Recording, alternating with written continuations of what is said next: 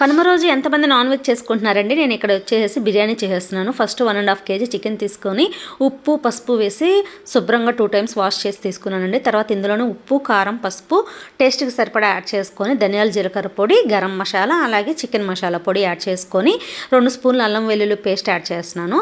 అలాగే ఒక 300 grams పెరుగైతే add చేస్తున్నాను. ఇదంతా కూడా బాగా మిక్స్ చేసుకొని 1 hour పక్కన పెట్టుకోవాలి. టైం లేదంటే 1/2 hour అయినా పక్కన పెట్టేసుకుంటే సరిపోతుంది. తర్వాత నేను ఇక్కడ 1.5 kg బాస్మతి రైస్ అయితే తీసేసుకున్నానండి. ఇది కూడా శుభ్రంగా కడిగి నానబెట్టేసుకోవాలి. తర్వాత స్టవ్ మీద గిన్నె పెట్టేసుకొని ఆయిల్ నెయ్యి యాడ్ చేస్తున్నానండి. ఆయిల్ వచ్చేసి 5 spoons యాడ్ చేస్తున్నాను. తర్వాత ఈ మసాలా దినుసులన్నీ యాడ్ చేసేయాలి. బ్లాక్ ఇలాచి కంపల్సరీగా యాడ్ చేసుకోవాలండి, ఫ్లేవర్ బాగుంటుంది.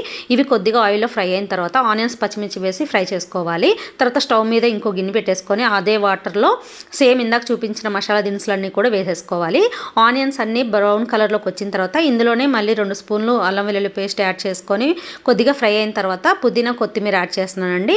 పుదీనా కొత్తిమీర ఒక్కొక్క కట్ట తీసుకొని చిన్నగా కట్ చేసి వేసేసాను. తర్వాత ఇదంతా కొద్దిగా ఆయిల్లో ఫ్రై అయిన తర్వాత 2 మీడియం సైజు టమాటోస్ వేసేసుకొని ఇవి కొద్దిగా మగ్గాలండి, అంతవరకు మగ్గించుకోవాలి. తర్వాత ఈ వాటర్లో వచ్చేసి కొద్దిగా ఆయిల్ అలాగే సాల్ట్ యాడ్ చేస్తున్నాను. సాల్ట్ ఎంత యాడ్ చేసుకోవాలంటే మనం టేస్ట్ చూసినప్పుడు ఆ వాటర్ అంతా ఉప్పగా ఉండాలన్నమాట, అంతవరకు యాడ్ చేసుకోవాలి. తర్వాత ఇందులోనే చికెన్ యాడ్ చేస్తున్నానండి. టమాటాలు మగ్గిన తర్వాత ఈ చికెన్ యాడ్ చేసిన తర్వాత మూత పెట్టి మగ్గించుకుంటే చికెన్లో నుంచి వాటర్ వస్తుంది. చూసారు కదా ఎంత వాటర్ వచ్చిందో. మనము పెరుగు యాడ్ చేసాము, అలాగే చికెన్లో ఉన్న వాటర్ కలిపి ఇంత వాటర్ యాడ్ అయ్యింది. ఇంకా వాటర్ ఏమో యాడ్ చేయాల్సిన అవసరం లేదండి. వాటర్ తక్కువగా ఉంటే ఒక చిన్న టీ గ్లాస్ అంత వాటర్ యాడ్ చేసుకుంటే సరిపోతుందనమాట. ఇందులోనే ఒక 2 నిమ్మకాయలు ఇలా స్క్వీజ్ చేసి వేసేసాను. తర్వాత బిర్యానీ మసాలా ఒక 1/2 spoon మాత్రం యాడ్ చేశాను. కొద్దిగా పైనుంచి కసూరి మేతి యాడ్ చేసుకొని అంతా మిక్స్ చేసుకొని మూత పెట్టి మగ్గించుకోవాలన్నమాట. తర్వాత ఈ వాటర్ బాగా బాయిల్ అయిపోయిన తర్వాత యాడ్ చేసిన మసాలాలన్నీ తీసేస్తున్నానండి. ఆ ఫ్లేవర్ అంతా వాటర్లో ఉంటుంది కదా, మీకు తింటాను అనుకుంటే అలాగే ఉంచేసుకోవచ్చు. తర్వాత రైస్ ఇందులో యాడ్ చేస్తున్నానండి. ముందుగా నానబెట్టుకున్న రైస్ పైనుంచి కొత్తిమీర పుదీనా కూడా యాడ్ చేసుకుంటే ఫ్లేవర్ బాగుంటుంది. రైస్ వచ్చేసి 70 to 80% బాయిల్ అయితే సరిపోతుందండి, ఎక్కువగా బాయిల్ అవ్వాల్సిన అవసరం లేదు. ఇవి వచ్చేసి ఇప్పుడు నేను లేయర్స్ అయితే వేసేస్తానండి 1 by 1.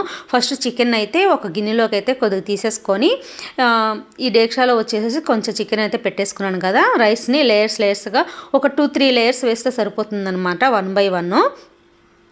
రైస్ ఎక్కువగా కుక్ అవ్వకూడదండి, అది చూసుకోవాలన్నమాట. తర్వాత ఇందులో పైనుంచి మనం దమ్ పెట్టుకునేటప్పుడు కావాలంటే నెయ్యి యాడ్ చేసుకోవచ్చు. నెయ్యి ఎక్కువగా తినలేమనుకున్న వాళ్ళు స్కిప్ చేసేయచ్చండి.